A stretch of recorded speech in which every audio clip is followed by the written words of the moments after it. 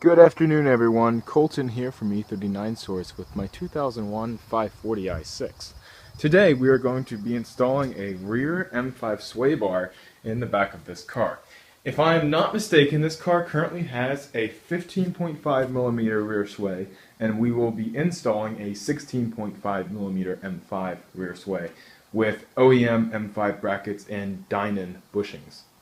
I have already taken the liberty of loosening all 5 lug bolts on each wheel, rear wheel obviously. I'm about to jack the car up from the center diff jack point and then put 2 jack stands on a low setting underneath each rear jack point on the rocker panel.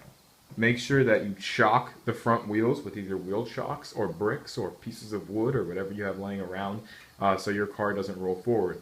My car is currently on a ever so slightly angle forward, so I'm going to need to make sure those front wheels are chocked well, or when I raise it in the air it will roll forward. This car is a manual, so I've gone ahead and put the handbrake on and put the car in first gear. This will keep the rear wheels from spinning, so even though they are loose already, they may still be slightly tight. You can go ahead once this car is in the air and take those lug bolts out without the wheels spinning. 2 minutes later, the back end of the car is in the air, and we can go ahead and remove both rear wheels. The first step to getting this rear sway bar out is to unbolt this bolt right here. There is a front bolt and a back nut. Both are 13mm. So you're going to need an open end wrench and a socket to get these out.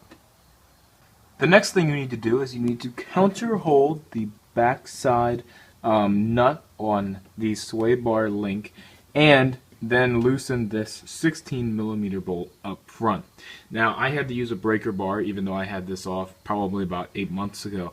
So use some PB Blaster on that if you don't own a breaker bar. If you own a breaker bar, just give it all you got and it'll come off. But there you go. I'm loosening this one right now. I already broke the tension. I just need to put a socket on there and remove it the rest of the way, and then I'll go ahead and do the other side.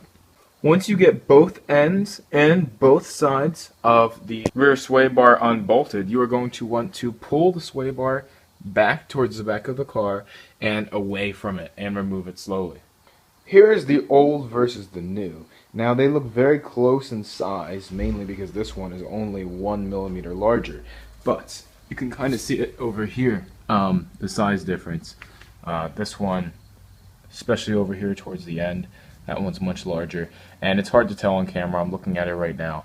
But in person, I can definitely tell that this bar is 1mm thicker than this bar all around. So let's go ahead and install the rear M5 sway bar in the exact reverse procedure for the installation. So what we are going to do is hold the bar up there, push these clips in. It's really hard to explain, but they need to kind of slide in on an angle, then push down, and then we can go ahead and bolt up the ends. And this is what the new sway bar looks like installed underneath the car. You can go ahead, stick your wheels back on the vehicle, torque to a tight amount, enough to put the car on the ground, and then torque to spec. Lift your car back up off the jack stands, remove jack stands, and lower the car onto the ground. Well, 20-minute drive later, and let me just say, 16.5mm is a bit different from 15.5. I can only imagine if anyone has a 14mm sway bar, that a 15.5 has to feel incredible. And if you go from a 14 to a 16.5, has to be night and day. So I can only imagine what the larger bars, the 17, 18mm diameter, like Eibach, however you say that, or I don't remember the other brands, but a few of these guys have these big sway bars in the back that are breaking brackets. You don't need that. 16.5 M5 sway bars all the way, man. It's good enough. Definitely a difference, and I can feel it with the 540. Thanks, guys. See you in the next one. Bye-bye.